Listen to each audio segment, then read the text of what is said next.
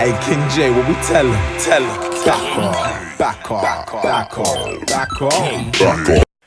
Yo, what's going on? It's your boy King J, and today we're going to talk about Tekken 7 and Tekken Tag 2. Which one do I think is better?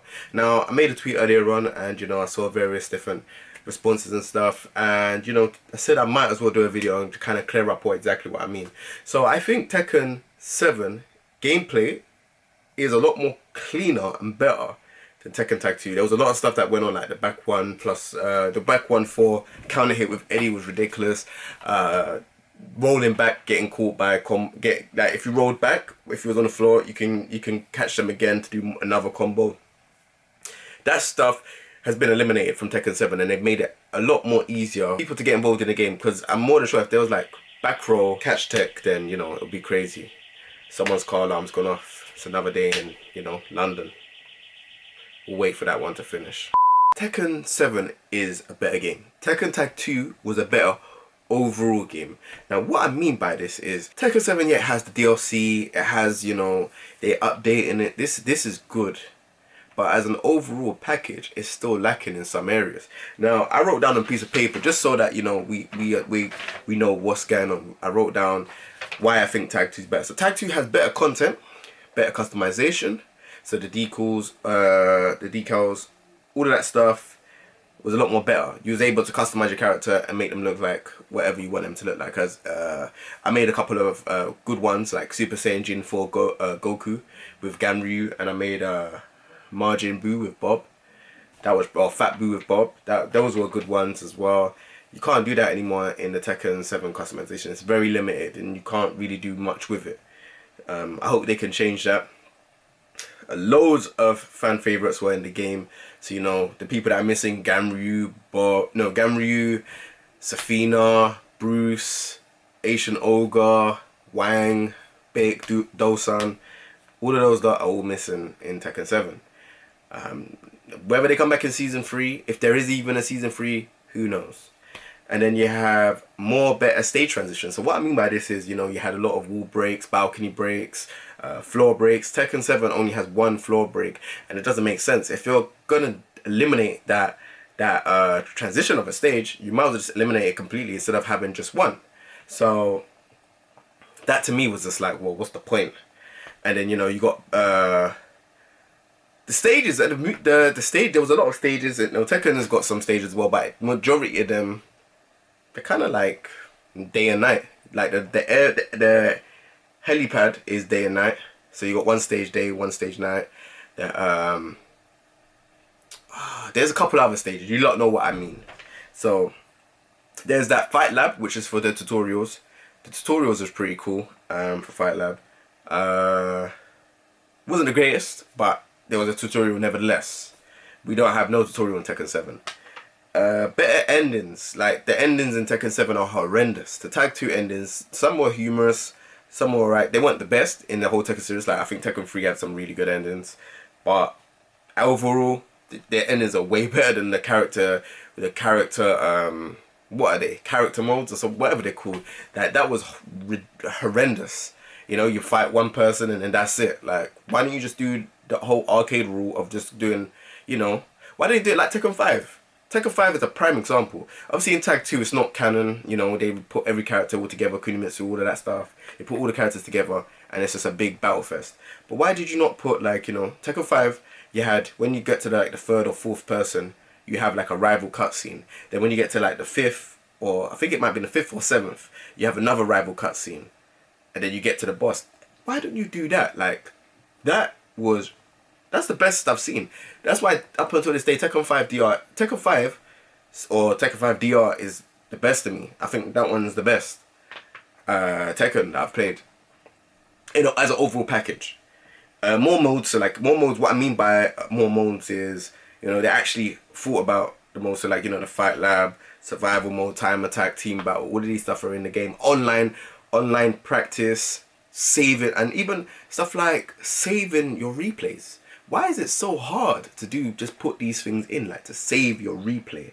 You fight someone, replay saved. You can watch it back again. It's actually very good for content creators as well. If you're at a tournament and you don't own like a camera, a vlogging camera or anything like that, or you're at a tournament and you know you don't have access to like maybe streaming equipment or whatever, you can just save the matches, you know, and you can just upload them. You can do whatever you want with them, you know. Why is that not in the game? It just doesn't make sense. Yeah, the offline mode, survival, time attack are not in Tekken 7. And you know, like I said, as an overall game, I really think even Tekken 3 as an overall game, I feel like it's a more of a complete game. Whereas Tekken 7 came out, yeah, it came out, but you know, what could you do offline? Tekken Bowl, you can't even go online unless you use Parsec. Which is like, well, okay, I'm using Parsec to do Tekken Bowl online. Why is this not a normal feature? Why is I use Parsec to do online training? So if I'm training with people online, I will have to use Parsec. But why can't I do that in general? It doesn't make sense. These modes like time attack, team battle, survival, why are these not implemented into the game? It surely can't be that hard. You know, that I feel like it's one of those things that they should put in the game. I don't know why it's not in the game. And you know, for me, like as I said, I'm a huge fan, regardless of whatever. I'm a huge fan of Tekken. I've always have been. But for me, Tekken 7 gameplay is a lot better. Like, you know, in terms of punishment, knowing when to punish, block punishment's a lot more better as well. The frame data's okay-ish. It's just the content. The content is like, for me, the content is not really that good. But the gameplay is amazing. The gameplay is really good. Like the rage arts, the slowdowns, the rage drive, it keeps you on your toes. And as a spectator, it actually looks good. The game actually looks like it's very interesting. You know, when they get the rage, are they going to spend it on rage art? Are they going to spend it on rage drive?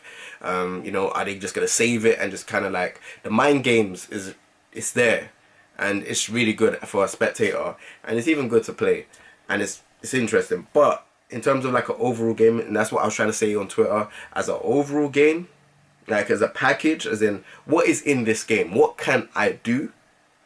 Tekken Tag 2 wins, hands down. The amount of stuff that you got in that game, like there is a lot of stuff in that game that, you know, there was a lot of, like, you know, the endings are way better, like I said. Save replays. The WTF, I want to mention that, but WTF, that went down midway through the game. Stages, like, you name it, it's all there. And it's like, yeah, Tekken 7, we're getting the DLC and we're getting along. But stuff like the stages, some of the soundtracks ain't that great in Tekken 7. I like the new stage, Infinite Azura 2. I like the Twilight Conflict 2. Like Negan's stage and stuff like that. But why not bring back, like, you know, one of the classic stages and make a 3D model of it? Like, you know, Tekken 3, pool stage, or Paul as Americans say. Why don't you bring back his stage? Make it into, like, you know, and even if it's a thing where, you know, we have to pay for it. I know some people are out there like, oh, why do you have to pay for a DLC? But even if you have to pay, I don't mind paying. If it's like $3.29 or £5 or whatever. If you have to pay for the stage, like if you want to do premium content where people have to pay, I'm more than sure people are happy to pay. If it's just that, at least give us access to these things, you know. I don't know what's gonna come. Obviously, E3's coming. I doubt, most of the time when it comes to E3, fighting games are not really showing anything over there. That's usually like the most action adventure stuff. But Evo's coming up.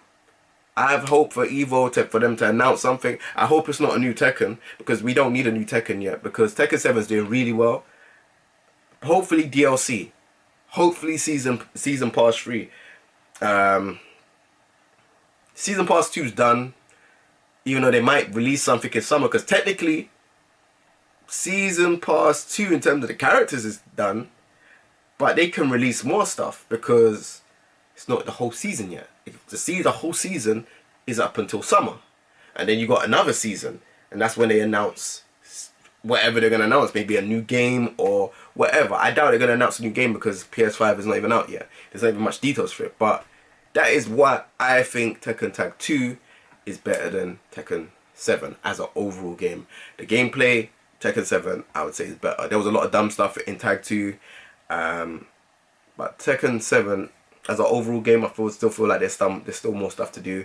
They're still patching the stuff. You know, shout outs to what they're doing over that side. Let's just see how it goes. That's the main thing. But yeah, this is the video talking about why I thought Tekken Tag 2 was better overall as a game than Tekken 7.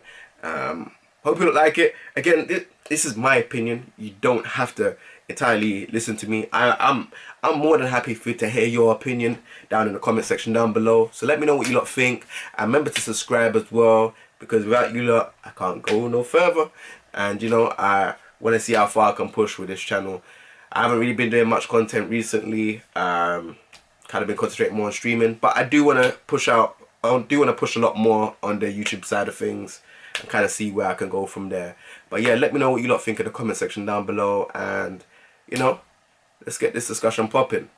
Alright, take it easy everyone. Peace.